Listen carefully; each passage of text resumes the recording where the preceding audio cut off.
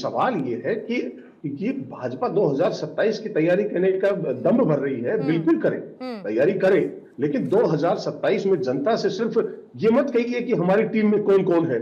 जनता इनसे पूछेगी कि मेरे बच्चे को नौकरी मिली है कि नहीं मिली, मेरे बच्चे की परीक्षा सुरक्षित हुई है कि नहीं हुई है। बड़ी अच्छी बात किसान कही पूछेगा कि मेरी आय दोगुनी हुई है कि नहीं हुई। बड़ी अच्छी बात कही कि जनता इनसे तमाम सवाल पूछेगी, लेकिन साथ ही जनता तो सिंह साहब फिर ये भी पूछेगी कि अगर इनको लाना है तो इनके पास क्या है, इनकी लीडरशिप क्या है, इनकी सेकंड लाइन लीडरशिप क्या है। अगर ये विकल्प देने के लिए तैयार है तो इनके पास रोड मैप क्या है, कैसे ये आगे बढ़ना चाहते हैं, फिर तो जनता यादव साहब ये भी पूछने वाली है। सिंह साहब, पहले तो नई टीम के लिए आपको बधाई बहुत, और आज प्रधानमंत्री का संवाद रहने वाला है, लेकिन अचीवेबल्स क्या है सिंह साहब, क्या हासिल करना चाहते हैं, क्योंकि चुनाव बहुत सारे राज्यों में है। नई टीम से किस तरीके की उम्मीदें और चाहते क्या है कि ये टीम करके दिखाए, नवीन टीम क्या करके दिखाए?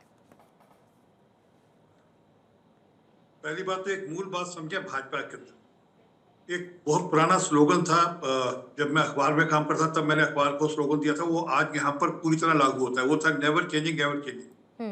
हमारा मूल नहीं बदलता, मूल होता हमारी जो सांस्कृतिक धरोहर के प्रति, हमारी आइडियोलॉजी के प्रति जो कमिटमेंट वो बदलती नहीं। हम ये नहीं कि आज कुछ और, कल कुछ और, फिर परसों कुछ और। वो आज तो वंदे मातरम को लेकर आजादी की लड़ाई कर बात करते हैं, फिर कल वंदे मातरम को हेट करना शुरू कर देते हैं। हम वंदे मातरम को टर्मिनेट करने पर बॉयकॉट करना शुरू कर देते हैं। हमारा मूल वही है जो आज से 20 साल पहले 1980 में था, या 1986 में था, या 1990 में था, या उससे पहले जब जनसंघ वाला अवतार था तब था। हमारा मूल वही है। हाँ, समय के अनुसार से हमने परिवर्तन किए, टीम के हिसाब से हमने परिवर्तन किया, अपनी टीम पार्टी की टीम में परिवर्तन हुए हैं। आज लगभग 18% महिलाएं हैं टीम के अंदर। ये दिखता है कि कितनी चिंता है कि कितने महिलाओं को लेकर हम लोग अग्रसर हैं, कि महिला बड़ा एक वोट बैंक है। और वो हमने अपनी जब पार्टी के जहाँ हमारी सरकारें चल रही हैं, वहाँ पे हमने उसको साबित भी किया कि हम महिलाओं को लेकर चिंतित और काम भी करते हैं। परंतु अभी मेरे मित्र कह रहे थे कि क्या हुआ क्या नहीं हुआ, तो दोस्त आपकी जानकारी के लिए हर घर पे नल से जल पहुंचा है, ये मूल है। आज शौचालय, हर घर पे शौचालय पहुंचाया गया है, ये मूल है। देश की आजादी के 60 साल बाद भी हर घर पे पीने का पानी नहीं था, हर घर पे शौचालय नहीं था। आज लगभग 50 करोड़ से अधिक लोगों को आयुष्मान भारत के अंतर्गत प्रधानमंत्री जी की तरफ से कवर मिलता है, जिसके अंतर्गत इलाज होता है, फ्री इलाज होता है 5 लाख तक का एक साल के अंदर एक परिवार का। ये कभी देश की आजादी के 60 साल बाद कभी किसी ने उस तरफ कदम नहीं बढ़ाया था। किसान सम्मान नीति लगातार निरंतर लगभग 10 करोड़ किसानों तक किसान सम्मान नीति जाती है, और किसानों की चिंता भी होती है। और यही नहीं, जो किसानों के लिए फर्टिलाइजर है वो मेजरली सब्सिडाइज किया जा रहा है, सरकार उसको सब्सिडाइज कर दे रही है। ऑलमोस्ट 1/10 कॉस्ट पे, जितनी हमारी इम्पोर्ट कॉस्ट पड़ती है उसकी 1/10 कॉस्ट पे आगे दिया जा रहा है, ताकि किसान की चिंता हो। और यही नहीं, जो एक बड़ी बात है, सिर पे छत, गरीब आदमी के सिर पे छत हो, उसकी भी चिंता प्रधानमंत्री जी ने करी। ये तो देश की आजादी के 60 साल बाद भी लोगों के सिर पे छत नहीं थी।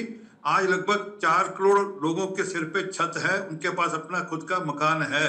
ये वो अपने मकान को लेकर खुश हैं कि हमारे पास अपने सिर का पक्का मकान हो गया है। तो निरंतर गरीब आदमी की चिंता करना, गरीब आदमी तक अपनी सरकार की योजना लेकर जाना, और सारी योजना का फोकस गरीब आदमी है, जो पंक्ति में अंतिम व्यक्ति खड़ा हुआ है। नारे लगते थे गरीबी हटाओ के, पर कभी गरीबी हटी नहीं थी। 25 करोड़ से अधिक गरीब लोग गरीबी रेखा से ऊपर लाए गए। ये इन्हीं प्रधानमंत्री जी की लीडरशिप हुआ और भाजपा की लीडरशिप में हुआ। जो दो बातें और पुणे में दो बातें और। कभी किसी ने सोचा था कि देश नक्सलवाद से मुक्त होगा? यहाँ पर तो 76 सीआरपीएफ के जवान दंतावाड़े मारे गए थे, शहीद हुए थे। और उसके बाद हमारे जो होम मिनिस्टर थे वो जेएनयू गए, बोले कि नहीं हम हथियार छोड़ने के लिए नहीं कह रहे, हम फिर भी बातचीत करेंगे। और ये इमीडिएटली आफ्टर दंतेवाड़े, उसके बाद लोगों ने ताड़ियां बजाई। कभी किसी ने सोचा था धारा 70-35 से हटकर देश के अंदर कश्मीर का पूर्णतः विलय होगा? ये तो हमारी आइडियोलॉजी के हमारी कमिटमेंट थी।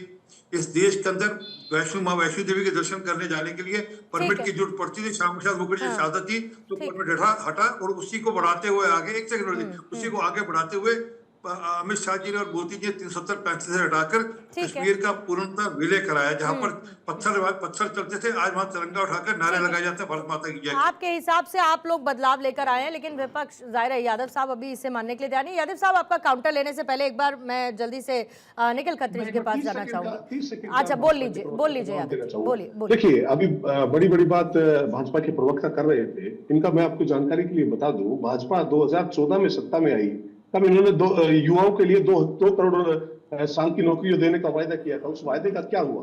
आज जो है 2026 के सरकार के अपने पीएलएफएस के आंकड़े बताते हैं कि 15 से 29 वर्ष के युवाओं की बेरोजगारी दर 2025 में 9.9% है, और शहरी युवाओं में ये दर जो है 13.6% है, और 15 से 29 वर्ष की 25% युवा रोजगार जो है और शिक्षा या प्रशिक्षण तीनों में कहीं है नहीं।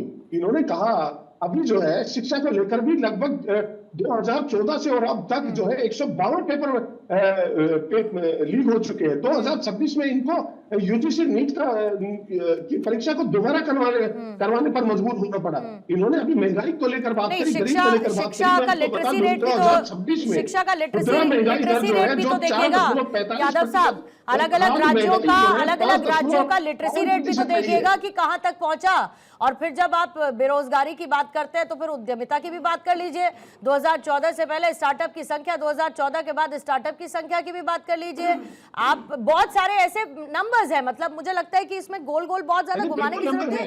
सब कुछ उपलब्ध है, सब कुछ उपलब्ध है सर, सब कुछ। कितने लोग गरीबी रेखा से ऊपर आए इसका डेटा उपलब्ध है, कितने लोग गरीबी रेखा से ऊपर आए इसका डेटा उपलब्ध है। महिलाओं की भागीदारी की बात मैं कह रही हूँ बीजेपी पर आप तमाम सवाल उठाइए राहुल यादव जी, लेकिन एट द एंड ये पूछेंगे कि इन पर सवाल उठाएंगे तो ठीक है, आपको मौका दें, तो आपके पास क्या है जो आप करके दिखाएंगे? ये सवाल पूछा जाएगा बार बार।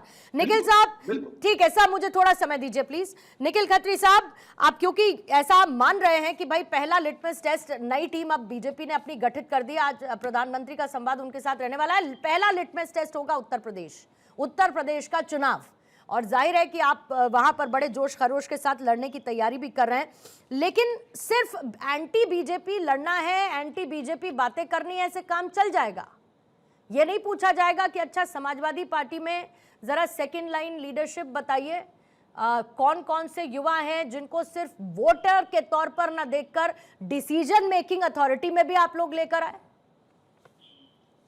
सबसे पहले पूर्णिमा जी, मैं आपकी हर बात समझ रहा हूँ, पर हमारे बीजेपी के प्रवक्ता आरपी सिंह ने कुछ बातें बोली थी तो मैं कंफर्म सच बोल दूं, इन्होंने, मैं मात्र पे 10 सेकंड लूंगा, ये अभी छत्तीसगढ़ तक बात कर रहे थे नक्सलवाद की, तो 15 साल तक 2003 से लेकर 2018 तक है, डॉक्टर रमन सिंह की सरकार रही 15 साल, सबसे ज्यादा नक्सलवाद तो उनकी सरकार में पनपा, बीजेपी की सरकार में पनपा। इन पर ही नहीं बोल पाएंगे क्योंकि कहीं ना कहीं भारतीय जनता पार्टी ने मना किया है कि आप अपने ऊपर नहीं बोल सकते हैं। और आपने मुझसे भी क्या पूछा कि सेकंड लाइन हमारे में, हम जितने भी हम कार्यकर्ता है, हम सभी के सभी कार्य करते हैं, हमारे फर्स्ट और सेकंड लाइन नहीं होती है। पर आप बीजेपी से पूछिए, ये बीजेपी वाले क्या कहते हैं कि हमारी पार्टी के परिवार के सदस्य हैं, हमारी पार्टी